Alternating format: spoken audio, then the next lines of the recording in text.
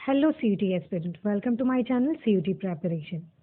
अगर आप सीयूटी 2023 में अपना अटैम्प्ट देने वाले हैं और आपका जो डोमेन सब्जेक्ट है वो पॉलिटिकल साइंस है, तो मैं आपके लिए 500 एमसीक्यू की सीरीज, ये टोटल 24 आवर्स की रहेंगी। इसमें पहले चैप्टर वाइज दोनों ही बुक के जो एमसीक्यू है उसको डिस्कस करेंगे, उसके बाद कुछ मैराथन सेशन और कुछ मोस्ट इम्पॉर्टेंट क्वेश्चंस की भी वीडियो इसी के अंदर रहेंगी।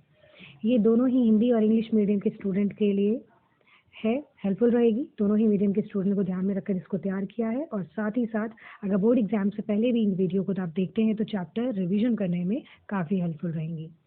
तो इससे पहले इस सीरीज के अंदर में चैप्टर नंबर 1, 2, 3 एंड 4 1 से 4 चैप्टर तक कंप्लीट करवा चुकी हूँ। किस बुक का? आपकी कंटेम्प्रेरी वर्ल्ड पॉलिटिक्स जो है, समकालीन विश्व राजनीति जो है, उस बुक का के 4 चैप्टर कंप्लीट करवा चुकी हूँ। वो वीडियो भी प्लेलिस्ट में है, उसको भी देख लेना।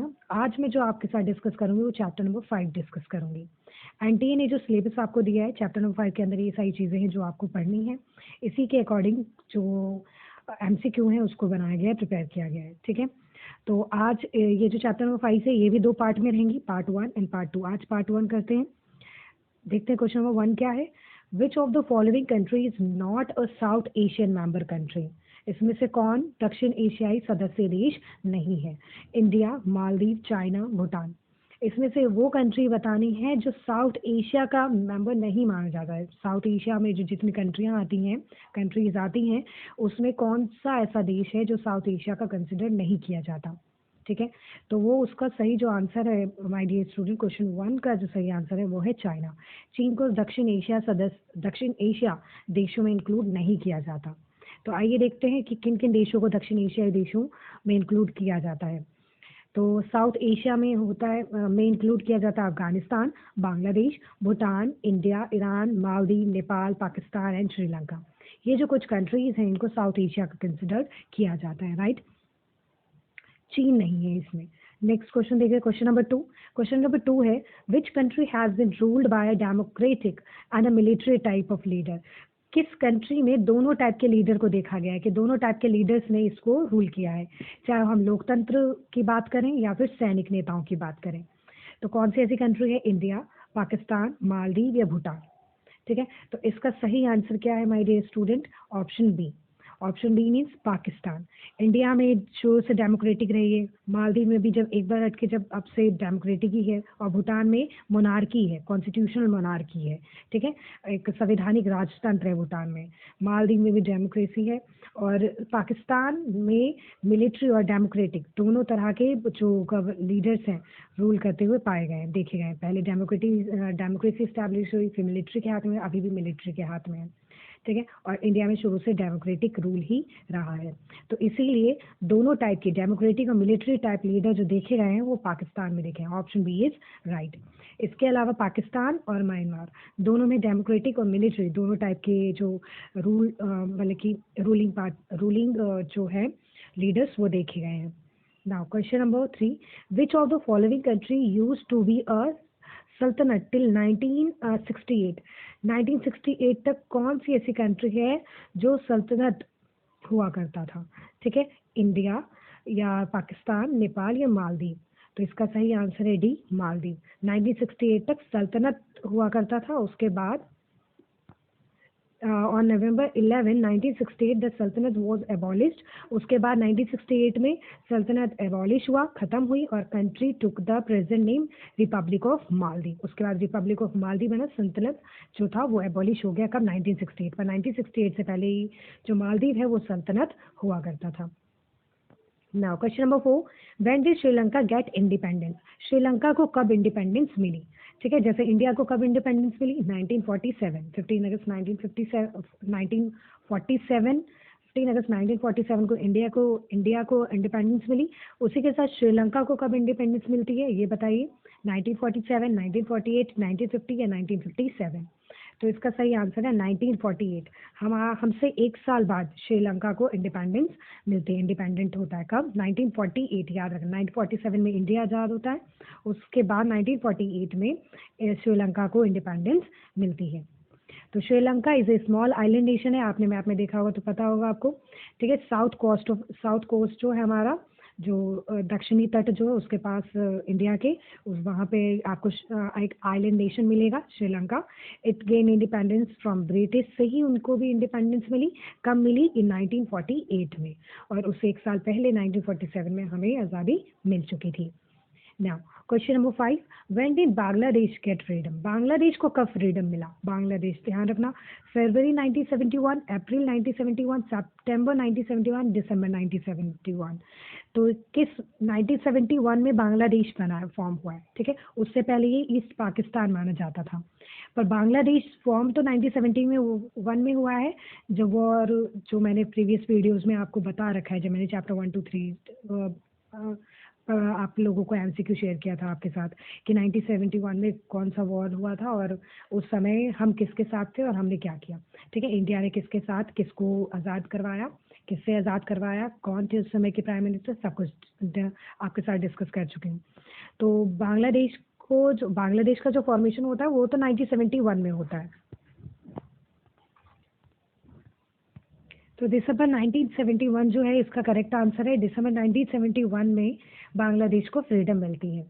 किससे? पाकिस्तान से। पहले ये पाकिस्तान का हिस्सा था, एक वेस्ट पाकिस्तान और एक ईस्ट पाकिस्तान। तो ईस्ट पाकिस्तान को आज़ाद कराने में इंडिया ने भी साथ दिया और 1971 में बांग्लादेश का फॉर्मेशन होता है, ठीक है, जो ईस्ट पाकिस्तान पहले कहलाया जाता था। तो देखते हैं, before the area that is now Bangladesh was known as East Pakistan. In March 1971 the liberation war start होता है मार्च 1971 में, और वो जो कि एंड होता है 9 मंथ के, मतलब 9 मंथ तक ये लिबरेशन वॉर जो चलता है। और बांग्लादेश ऑफिशियली फिर क्या होता है, एक इंडिपेंडेंट कंट्री की तरह रिकॉग्नाइज होता है। कब? 16 दिसंबर 1971 में। Okay, now next question. Question number 6. Between which countries was the Treaty of Farakka signed? Treaty of Farakka यानी फरक्का संधि जो थी वो किस देशों के बीच में साइन की गई? इंडिया पाकिस्तान नेपाल के बीच में, पाकिस्तान बांग्लादेश के बीच में, भारत और बांग्लादेश के बीच में, या बांग्लादेश नेपाल के बीच में?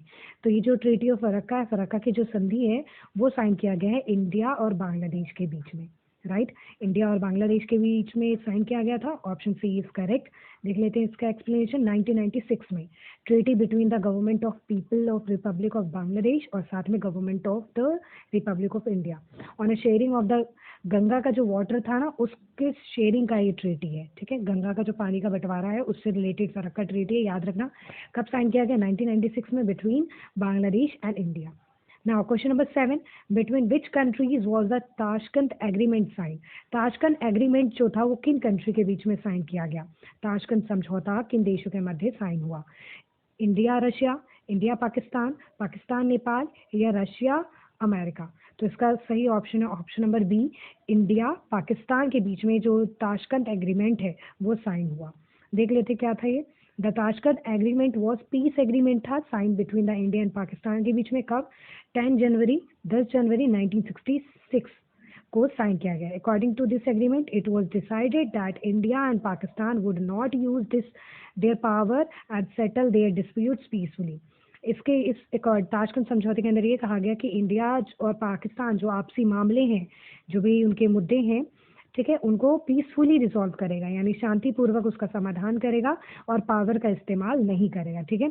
जो वेपन वगैरह है इन सब का इस्तेमाल नहीं करेगा, पीसफुली बातों से ही सारे जो मैटर्स होंगे उसको सॉल्व करेगा। तो ये ताशकंद समझौता साइन किया गया 1966 में। Now question number 8. In which year did India and Sri Lanka sign the free trade agreement? India और श्रीलंका ने किस साल फ्री ट्रेड एग्रीमेंट साइन किया? भारत और श्रीलंका ने किस वर्ष व्यापार संधि, मुक्त व्यापार संधि पर हस्ताक्षर किए? 1998, 1999, 2001 या 2007? तो इसका सही ऑप्शन है ऑप्शन ए, 1998 में इंडिया ने श्रीलंका के साथ, इंडिया श्रीलंका ने फ्री ट्रेड एग्रीमेंट को साइन किया। The India-Sri Lanka Free Trade Agreement was signed in December 1998 and was among the first attempt to promote trade liberalization in South Asia. South Asia में ये पहला एक ऐसा फर्स्ट स्टेप था, पहला ऐसा अटेम्प्ट था जिसमें फ्री ट्रेड एग्रीमेंट जैसा स्टेप लिया गया, ठीक है, इंडिया और श्रीलंका ने आपस में बीच अपने मध्य, ठीक है। It was India first bilateral trade agreement था, इंडिया की फर्स्ट बायलेटरल ट्रेड एग्रीमेंट था, ठीक है। और क्यों किया गया था? Resulted in substantial growth and in trade between the two countries after becoming operational in March 2000 में। ये ऑपरेशन में आता है, मतलब लागू कब होता है? 2000 में, बट साइन कब होता है? 1998 में। ये याद रखना। Now, question number 9. Which of the following country joined CATO and CENTO between 1954 1955? जब CATO CENTO फॉर्म हुआ ना 1954-55, चैप्टर नंबर 1 डिस्कस जब किया था तब मैंने आपको बताया था CATO CENTO इन सब के बारे में। ठीक है, बहुत अच्छे से कौन सी मेंबर कंट्रीज है, कब फॉर्म हुई, क्यों फॉर्म हुई, ठीक है, तो किसके अगेंस्ट पे फॉर्म हुई, ये सारा। तो 1954-55 के बीच में इसमें से कौन सी कंट्री है जिसने ज्वाइन किया था CATO एंड CENTO को? ठीक है, किस देश ने इसमें कौन सा देश इसमें सम्मिलित हुआ? इंडिया, पाकिस्तान, भूटान या नेपाल? तो इसका सही आंसर है ऑप्शन बी सही होगा, पाकिस्तान। ठीक है, साउथ एशिया का जो एक कंट्री माना जाता है पाकिस्तान, ये CATO और सेंटो में मेंबर बनता है। ठीक है, याद रखना, पाकिस्तान ही एक ऐसा कंट्री है जो कि CATO सेंटो का पार्ट बनता है साउथ एशिया में। बाकी इंडिया, भूटान, नेपाल नहीं, बिल्कुल भी नहीं, पाकिस्तान है इसका सही आंसर। CATO और सेंटो, CATO की फुल फॉर्म है South East Asia treaty organisation. ठीक है, पाकिस्तान ने ज्वाइन किया। Iran, Iraq and Turkey in Baghdad pact कहा जाता है after the converted into central treaty. CENTO को बगदाद पैक्ट भी कहा जाता है। ठीक है, आफ्टर इराक विड्रॉल, इराक के विड्रॉल, इराक ने 1959 में जब विड्रॉल कर लिया तो बगदाद पैक्ट का नाम बदलकर सेंटो रख दिया गया, ये भी याद रखना। ठीक है, और फुल फॉर्म याद रखना इन सबका। बाकी पाकिस्तान 1954 में CATO ज्वाइन किया। ठीक है, क्या था? एक म्यूचुअल डिफेंस एग्रीमेंट था। किसने फॉर्म किया? यूनाइटेड स्टेट में। ठीक है, याद रखना, ये किसके इनिशिएटिव थे? यूनाइटेड स्टेट के इनिशिएटिव थे। ओके, किसके अगेंस्ट में? USSR, सोवियत यूनियन के अगेंस्ट में। Now question number 10. When did SAARC start? SAARC कब स्टार्ट हुआ? 1985, 1986, 1987, 1988? दक्षेश की शुरुआत कब हुई? ठीक है, इसका सही ऑप्शन है ऑप्शन ए, 1985 में दक्षेश की शुरुआत होती है। शार्क स्टैब्लिश हुआ 1985 में। ठीक है, क्यों, क्या प्रमोट करें? Welfare of the people of South Asia के लोगों को वेलफेयर इंश्योर करने के लिए। Promote active collaboration and mutual assistance and cooperative international and regional organisation की तरह फॉर्म होता है। ठीक है, लोगों के वेलफेयर के लिए, क्योंकि ये सारे के सारे कंट्रीज क्या थी? न्यूली इंडिपेंडेंट कंट्रीज थी।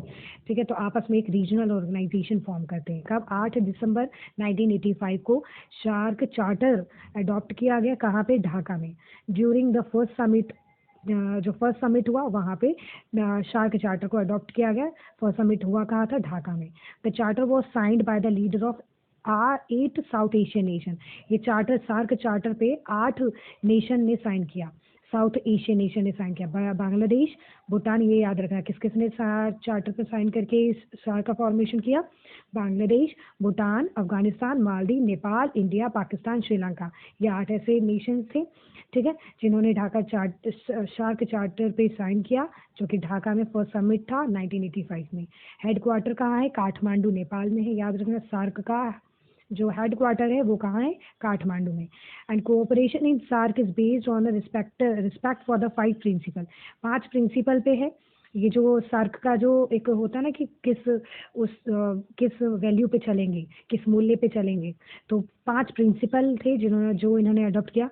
सोवरन इक्वलिटी, ठीक है, संप्रभु समानता, टेरिटोरियल इंटीग्रिटी, क्षेत्रीय अखंडता, पॉलिटिकल, क्षेत्रीय समरसता है, क्षेत्रीय अखंडता, और पॉलिटिकल इंडिपेंडेंस, राजनीतिक स्वतंत्रता, non interference in international affair, किसी भी देश का जो कोई मामला है इंटरनेशनल अफेयर में उसमें इंटरफेयर नहीं करना, उनको संप्रभु यानी सोवरन रहने देना ताकि वो अपना डिसीजन खुद ले सकें, of the member state and mutual benefit. ठीक है, ये सारे कुछ ऐसे मेजर पॉइंट्स थे, प्रिंसिपल्स थे जिनको अडॉप्ट किया।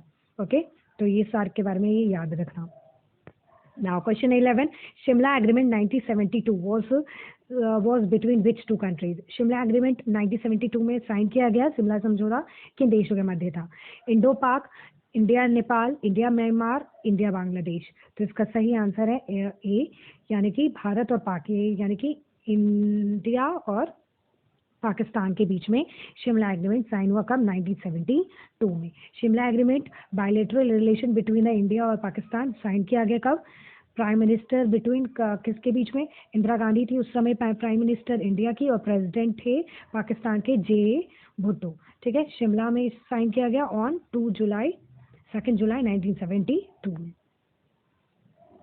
ना question number 12, which statement of South Asia is wrong? South Asia के बारे में कंट्री देख ली ना, कौन कौन सी कंट्री आती है साउथ एशिया में, तो साउथ एशिया के बारे में क्या गलत है?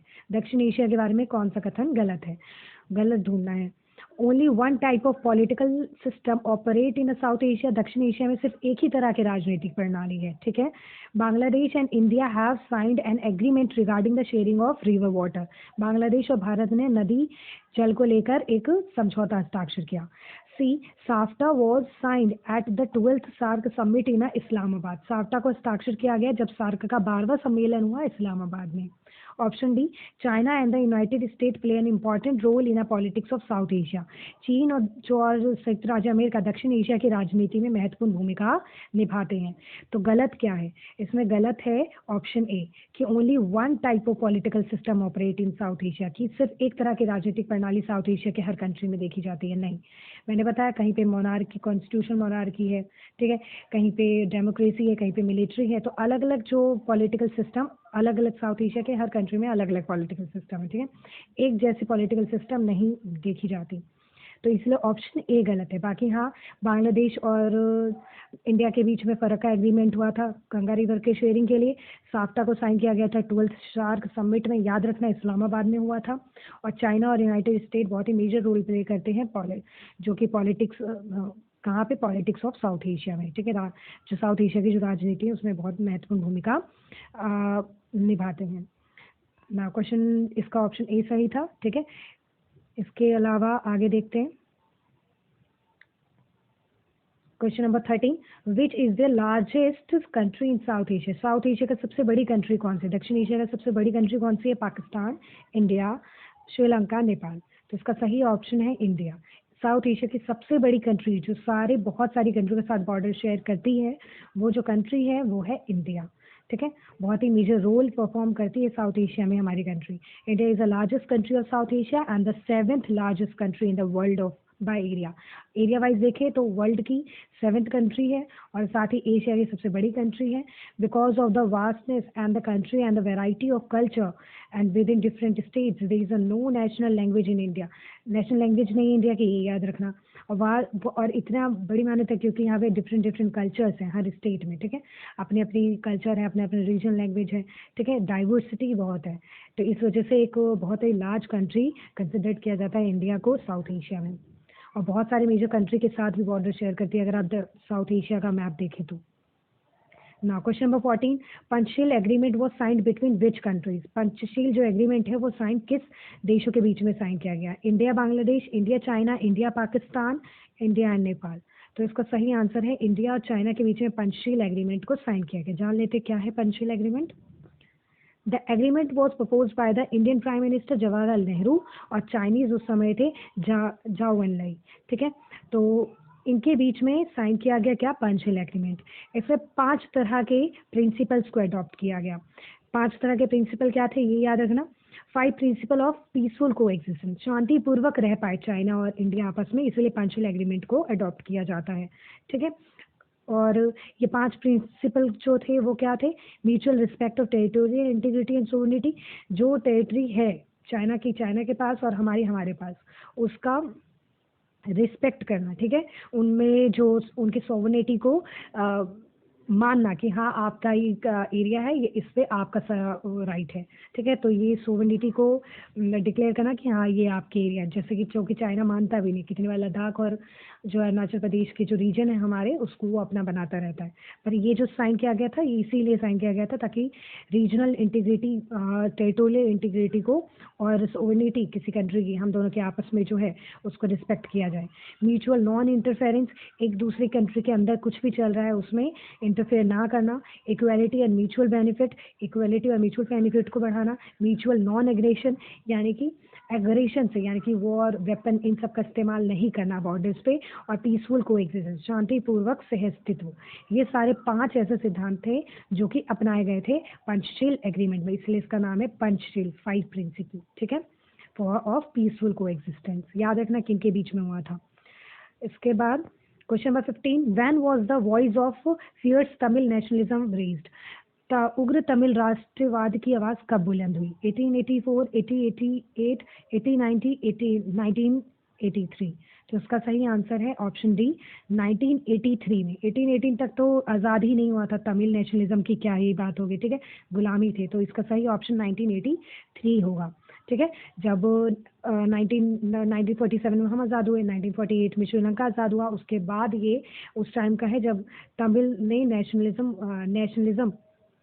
नेशनलिस्ट मूवमेंट स्टार्ट किया श्रीलंका में, ठीक है। तो ये रेस कब हुआ? जब 1983 में। जान लेते क्या है ये। श्रीलंकन तमिल लोग जो श्रीलंका में रहते थे, ठीक है, started their struggle bye launching there political parties. पहले तो पॉलिटिकल पार्टी बनाते हैं, पहले ये आवाज़ उठाते कि recognition of Tamil as a official language and regional autonomy. पहले वो श्रीलंका में क्या डिमांड करते हैं ये तमिलियन जो है कि इनको ऑफिशियल लैंग्वेज, तमिल को ऑफिशियल लैंग्वेज बनाई जाए और साथ में रीजनल ऑटोनॉमी दी जाए, अपनी क्षेत्र पर जो अपने निर्णय खुद ले सके ऐसा अधिकार उन्हें दिया जाए। दूसरा फॉर रीजनल ऑटोनॉमी, ठीक है, ये तो पढ़ लिया। Equality of opportunity in securing education job, और साथ में मांगा कि सिंगलीज जो कि वहाँ के श्रीलंका के जो मेन जो सिटीजन है, ठीक है, जो मेन वहाँ के रहने वाले हैं, तो उनके जैसा ही इक्वलिटी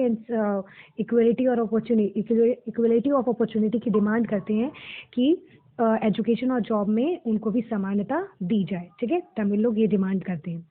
एक इसी में याद रखें LTT लिटे, ठीक है, liberation tiger of Tamil Eelam, ये याद रखना फुल फॉर्म, ठीक है, श्रीलंका का है। श्रीलंका में ये फॉर्म हुआ Liberation Tigers of Tamil Eelam लिटे, LTTE अगर फुल फॉर्म आ सकता है, इसलिए रेड से मैंने हाईलाइट कर रखा है ये, ठीक है। Who wanted to create an independent Tamil state बनाना चाहते थे north and east of the island, मतलब कि जो श्रीलंका है उसके नॉर्थ और ईस्ट पार्ट में इस आइलैंड की एक तमिल इंडिपेंडेंट स्टेट क्रिएट करना चाहते थे, ये इनकी डिमांड थी, ठीक है। The need arose due to the continuous discrimination, और ये नीड क्यों हुआ, उन्होंने ये डिमांड क्यों करी, क्योंकि कहीं ना कहीं तमिल के साथ बहुत ही अनइक्वल जैसा बिहेव किया जाता था बाय द सिंगलीज उनको डोमिनेट, क्योंकि जो श्रीलंका में वो सिंगलीज डोमिनेट करते हैं, ठीक है, वर्चस्व करते हैं। इसीलिए इसी कारण तमिल ने कहा कि हमें भी इनके ही जैसी समानता, रीजनल ऑटोनॉमी, हमारे लैंग्वेज को ऑफिशियल लैंग्वेज बनाओ, ठीक है। तो ये सारी कुछ डिमांड्स इनकी थी। किनके खिलाफ थी? सिंगलीज के खिलाफ थी, जो वहाँ श्रीलंका के मेन जो रहने वाले लोग थे उनके खिलाफ। और तमिल्स तो यहाँ से इंडिया से माइग्रेट करके पहुंचे थे वहाँ, ठीक है। तो ये रही स्टोरी, याद रखना, बहुत इंपॉर्टेंट क्वेश्चन है, ठीक है। याद रखना कि क्या है तमिल नेशनलिज्म का जो मुद्दा है वो। इसके बाद question number 16, after which year the democracy of Maldives become strong. Maldives की जो डेमोक्रेसी है वो किस साल स्ट्रॉन्ग हुई? 1968, 1999, 2002 और 2005। तो इसका सही आंसर है 2005 में, ठीक है। 2005 में जो मालदीव की जो डेमोक्रेसी है वो स्ट्रॉन्ग हुई। 2005 में Maldives civil unrest refer to a civil unrest that broke the on August 12 में 2005 में which led to even that supported democratic reform demand की गई थी, ठीक है। पहले तो सिविल अनरेस्ट स्टार्ट हुई 2005 में, और जब ये सिविल अनरेस्ट स्टार्ट हुई, ठीक है, उसके बाद डेमोक्रेटिक रिफॉर्म की बात चली। तो इसलिए 2005 के बाद मालदीव में डेमोक्रेसी और स्ट्रांगली इस्टेब्लिश्ड होती है। Now question number 17, in which year summit of SAARC free trade agreement was signed? किस साल सार्क के बीच में, सार्क की जो कंट्री है, पढ़ चुके हैं हम दक्षेश के कौन कौन से देश हैं शामिल दक्षेश में, तो इसके बीच में फ्री ट्रेड एग्रीमेंट कब साइन हुआ? 2000, 2002, 2004, 2005। तो इसका सही आंसर है 2004, यानी कि सी ऑप्शन राइट। तो 2004 में साउथ एशियन, पहले तो साफ्टा, ये जो फ्री ट्रेड एग्रीमेंट जो साइन की गई इसको कहा जाता है साफ्टा, यानी south Asia free trade agreement. ये सार्क 12th सार्क समिट जो हुआ था इस्लामाबाद में 2004 में, तब साफ्टा को साइन किया गया, यानी कि south Asia free trade area, ठीक है, साइन किया गया। एरिया एग्रीमेंट जो है ये साइन किया गया। 12th समिट हुआ था सार्क का, याद रखना, कहाँ? इस्लामाबाद में, तब इसको साइन किया गया था। ये याद रखना साफ्टा और सार्क के बारे में, okay. Now question number 18, when did Indo-Pak war take place in which Bangladesh was created from East Pakistan? पहले भी ऐसा ही MCQ कवर कर चुके हैं। भारत और पाक का वह कौन सा युद्ध था किस वर्ष ये युद्ध हुआ जिसमें पूर्वी पाकिस्तान किस में बदल जाता है, ईस्ट पाकिस्तान बदल जाता है बांग्लादेश में। तो ये कौन सी वॉर थी, 1971, 1972, 1973 या 1974? तो इसका करेक्ट आंसर है 1971 का जो वॉर था बिटवीन इंडिया एंड पाकिस्तान, इसमें जो ईस्ट पाकिस्तान है उस ईस्ट पाकिस्तान को बदलकर बांग्लादेश को बनाया गया, ठीक है, बांग्लादेश बन गया।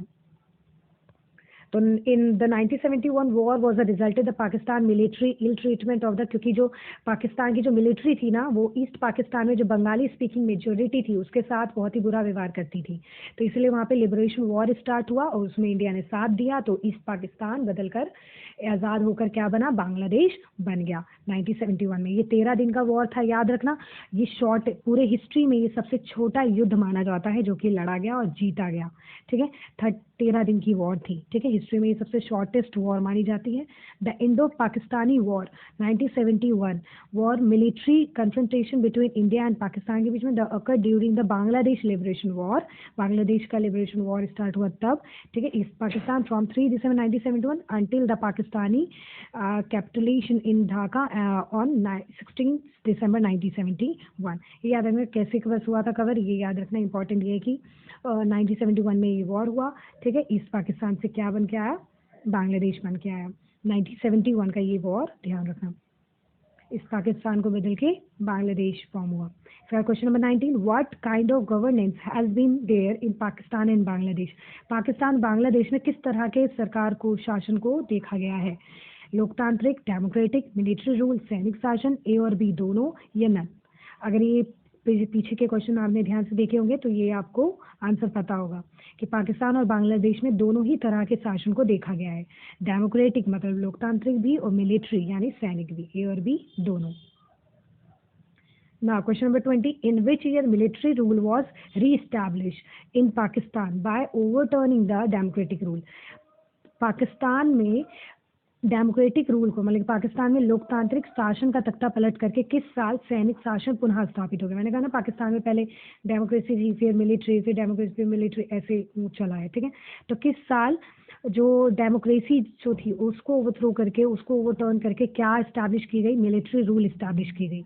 तो कब इस्टेब्लिश की गई? 1995 में, 1999 में, 2000 में, 2004 में? तो इसका सही ऑप्शन है ऑप्शन बी, 1999 में पाकिस्तान में डेमोक्रेटिक रूल को ओवरथ्रो करके क्या इस्टेब्लिश की गई, मिलिट्री रूल इस्टेब्लिश की गई 1991 में, ठीक है। द 1991 में military take over in Pakistan was bloodlessly, ठीक है, पाकिस्तान वाज ब्लडलेस, पाकिस्तान में शुरू हुआ कब? 1991 में। किसके चेयरमैनशिप में? परवेज मुशर्रफ के चेयरमैनशिप में, ठीक है, चेयर थे, उस जॉइंट सेशन को चेयर कर रहे थे, ठीक है, ये याद रखना। उसके बाद ये देखो कब कब मिलिट्री इस्टेब्लिश हुई है, 1958 से 1971, 1970 से 1988, 99 से 2008, ये सारे कुछ टाइम पीरियड रहा है जहाँ पे बार बार मिलिट्री ने कैप्चर किया है, वहाँ के डेमोक्रेटिक गवर्नमेंट को कैप्चर करके उसका तख्ता पलट करके अपने आप को इस्टेब्लिश करने की कोशिश की है, और अभी भी कुछ ऐसा ही चल रहा है पाकिस्तान में, ठीक है।